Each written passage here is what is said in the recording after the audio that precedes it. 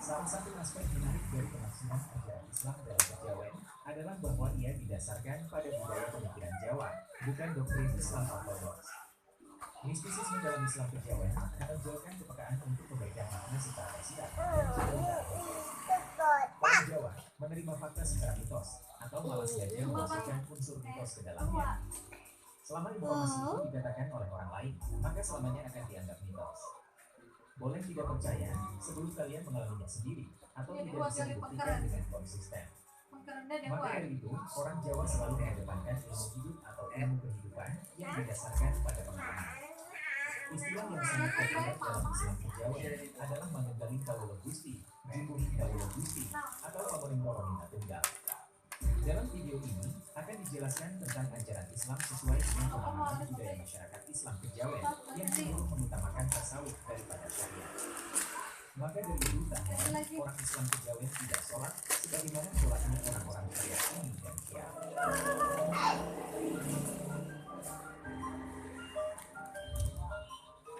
Sebelumnya para ulama mengakui bahwa Islam kejawen tidak sama dengan kepercayaan lokal kejawen asli yang belum mengalami sinkretisme dengan agama Islam dari Timur Tengah atau Islamnya Nabi Muhammad.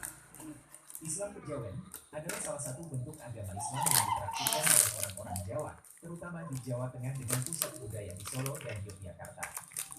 Agama Islam kejawen juga dikenal sebagai agama Jawi, merupakan perpaduan antara adat keagamaan asli Jawa, agama Hindu juga dari zaman Majapahit, dan pengaruh Islam dari zaman Demak. Raja Mataram Islam pertama, Panembahan Senopati, bisa dianggap sebagai pendiri agama Islam kejawen ini. Agama ini semakin berkembang seiring dengan keyakinan masyarakat Jawa bahwa agama yang dianut oleh raja atau agama Agemin Aji harus diikuti oleh rakyatnya. Dalam sejarahnya, agama-agama yang masuk ke tanah Jawa dari Hindu, Buddha, dan kemudian Islam selalu berkumpul di pusat pemerintahan raja. Agama yang dianut oleh raja setelah Panembahan Senopati meninggal, putranya Sultan Agung menggantikannya sebagai raja bergelar Panembahan Agung Senopati Hurrahman. Sultan Agung sangat terkenal karena kealimannya dan dekat dengan kaum santri dan ulama. Pada masa pemerintahan Sultan Agung, terjadi persentuhan budaya antara pesisir dan pedalaman yang kemudian melahirkan perkataan Islam kejawen. Hal ini disebabkan oleh akulturasi budaya Islam dari daerah pesisir dan budaya Hindu Jawa di daerah pedalaman.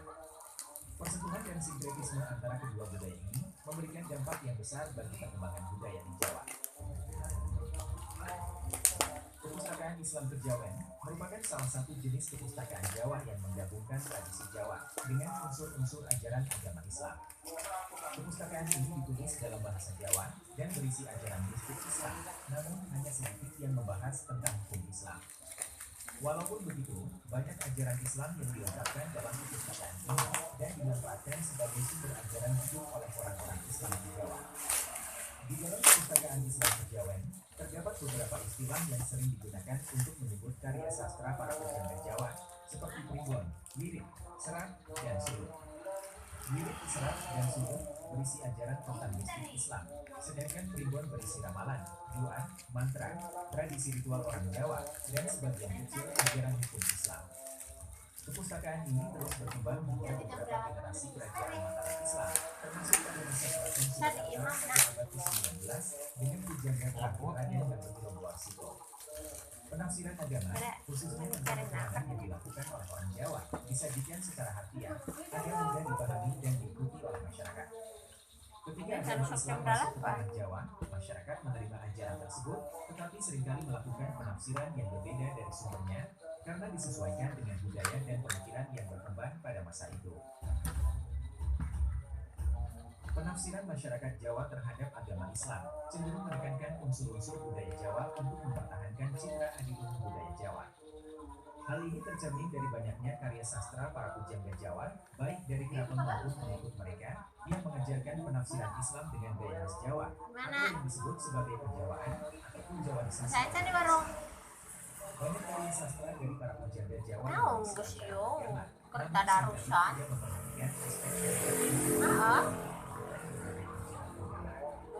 Islam unsur-unsur Jawa telah mengalami akulturasi. Meski terjadi campur aduk berbagai macam ajaran agama, namun sebagian masyarakat Jawa mengklaim ajaran tersebut sebagai sumber kebenaran warisan para leluhur orang Jawa. Sebagian masyarakat Jawa yang ingin melestarikan budaya adiluhung menganggap bahwa ajaran-ajaran para leluhur tertuang dalam naskah-naskah klasik sebagai kitab tafsir orang Jawa atas Islam. Hal ini dapat dilihat dari paket ajaran Islam kejawen dan munculnya aliran-aliran kebatinan pada era sesudahnya yang banyak bersumber dari kitab-kitab karya sastra para pujangga keraton atau kalangan masyarakat pengaduknya. Orang-orang Islam kejawen sangat menjunjung tinggi nilai-nilai etika dan mengamalkan ajaran Islam pada umumnya. Syariat Islam, khususnya ibadah sholat, puasa, dan haji, kadang-kadang memiliki makna dan interpretasi tersendiri bagi kalangan orang Islam kejawen. Sholat menjadi rukun agama yang penting, dan tidak hanya sebagai media membersihkan diri dari dosa, tetapi juga sebagai jalan mistik untuk mencapai manunggaling kawula Gusti. Iya, mereka tetap sholat, tapi sholat mereka tidak seperti sholatnya orang Islam Sunni ataupun Syiah, yang seperti orang Yahudi. Tata cara atau gerakan sholat tidak ada dalam Al-Quran. Islam kejawen menerima Al-Quran sebagai kitab suci, namun tidak memandang hadits sebagai sesuatu yang suci, karena tidak dijamin kebenarannya oleh Tuhan. Kabar yang disampaikan dari mulut ke mulut sangat mungkin terkontaminasi dengan kepercayaan lokal dan terdistorsi dengan pemahaman si penutur dan penerimanya. Maka dari itu, hadits dianggap sebagai mitos, layaknya mitos-mitos di Jawa yang tidak bisa dianggarkan sebagai kebenaran mutlak. Bangsa Jawa memiliki aturan-aturan tersendiri dalam agama Islam, walaupun telah bercampur dengan ajaran Budi Kapitaya Nusantara yang diwarisi dari para leluhur, namun ajaran Budi dipercaya sebagai ajaran yang sangat agung dan memiliki tujuan akhir yang jelas.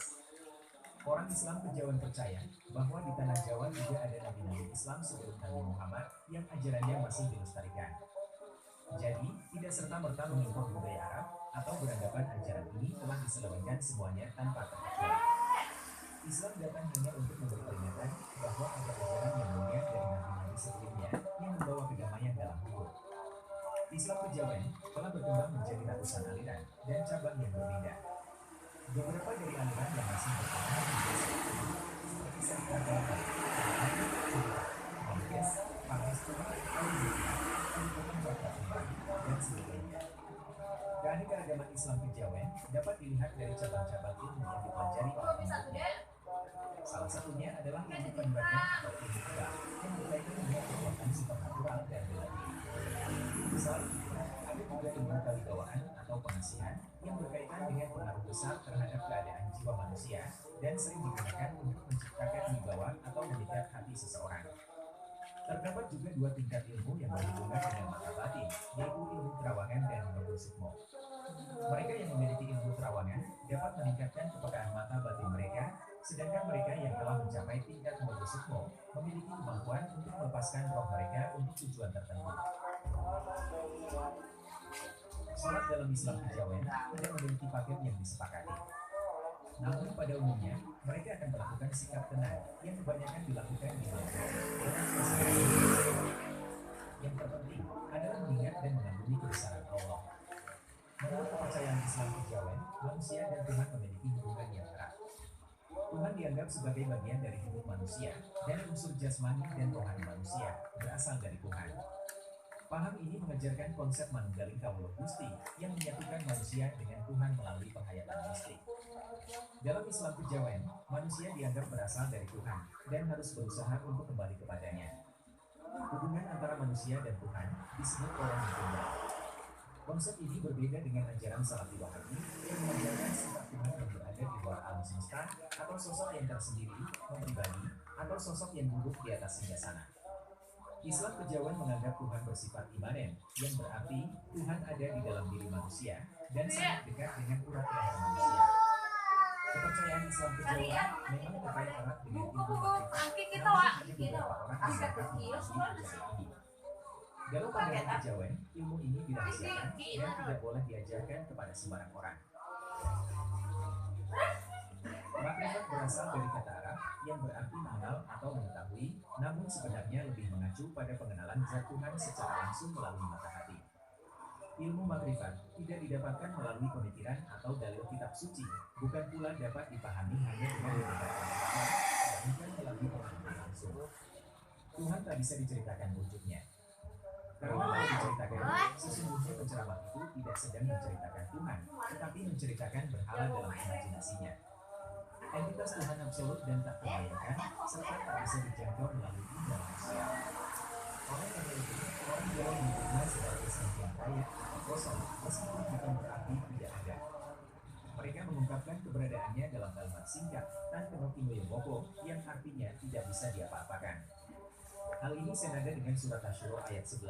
Laisa kamit syai'un, tidak ada sesuatu pun yang serupa dengan dia. Pengarang itu langgeng, Tan Kenoki Moyomopo, sangkan para madi. Pengarang itu abadi, Tuhan yang tak tergambarkan, dan menjadi awal serta akhir dari segala ciptaan. Begitulah cara orang Jawa mengakui keesaan Tuhan. Nama ilmu ini sendiri berasal dari ajaran tasawuf yang juga mengajarkan 4 tingkatan, syariat, tarekat, hakikat, dan makrifat yang termasuk dalam perbendaharaan kejawen. 4 tingkatan ini selanjutnya disebut sembah catur, yaitu sembah raga, sembah cipta, sembah jiwa, dan sembah rasa yang dianggap sebagai membuka sempurna atau ilmu yang membuat hidup manusia menjadi sempurna. Mereka percaya agama dan sholat adalah masalah pribadi, tidak ada yang salah atau benar. Yang paling penting, sesuatu bisa dianggap benar karena sudah dalam sendiri dan konsisten secara sebab akibat. Jika dengan gerakan-gerakan tertentu bisa membuat hati tenang dan damai, maka lakukanlah. Jika berdiam di bawah pohon adalah cara terbaik agar bisa mengenal Tuhan, juga lakukanlah. Jika membakar kemenyan dan duduk bersinar di dalam kamar dapat membuat perasaan benci kepada sesama manusia menjadi hilang, maka teruskan. Masing-masing punya cara tersendiri, tidak harus paten, kecuali ada kebutuhan kekompakan agar aktif dan agar tidak menimbulkan kekacauan dalam masyarakat. Karena kata agama berasal dari bahasa Sanskerta yang terdiri dari 2 bagian, yaitu a yang berarti tidak dan gama yang dapat diterjemahkan sebagai bingung atau kacau. Secara harfiah, agama berarti tidak kacau atau tidak bingung. Karena itu, percuma beragama karena menimbulkan kekacauan dan kebingungan. Bisa berarti seseorang yang menimbulkan kekacauan walaupun dia tidak beragama, hakikatnya dia tidak beragama. Intinya, kita harus tetap percaya pada Tuhan yang satu yang memiliki banyak nama, walaupun cara memanggil atau cara menyembahnya punya cara masing-masing. Begitulah cara pandang Islam kejawen. Bagaimana menurut kalian? Tulis pandangan kalian di kolom komentar. Ingat, biasakan berdiskusi dan jangan menimbulkan kekacauan.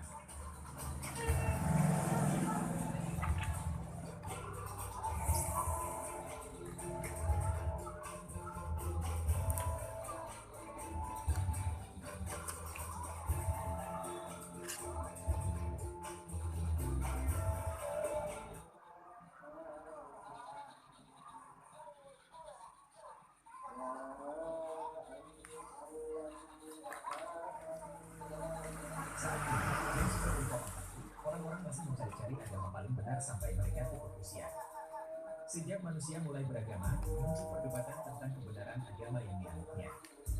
Meskipun setiap agama memiliki kepercayaan, nilai, dan keyakinan yang unik, tetapi argumen tentang agama yang paling benar tetap menjadi perdebatan yang tak berkesudahan. Sebagian besar orang percaya bahwa agama yang mereka anutlah yang paling benar. Umat Islam memandang Kristen salah, sebaliknya umat Kristen memandang umat Islamlah yang salah.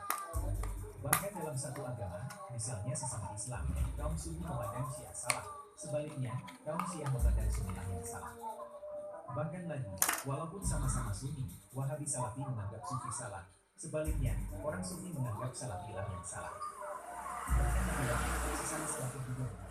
Apakah suami termasuk berbuat zalim jika ia menikah diam-diam setelah berbeda kekayaan?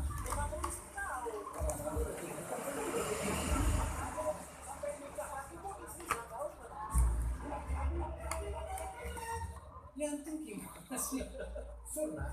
Kalau orang yang menjalankan sunnah dalam berpoligami tidak usah diam-diam. Nggak mesti, di keluarganya sudah mesti. Kalau mereka menikah, istri mereka tidak tahu, tidak sembunyi-sembunyi. Di bere ieu naon sih ieu. Kalau poligami dia tahu istri, Bukan istri yang pertama harus tahu, istri kedua harus tahu. dia tahu istri, kasih tahu istri. Nggak perlu. Meskipun saya tidak katakan haram untuk diam-diam. Jalurnya mana? Salah.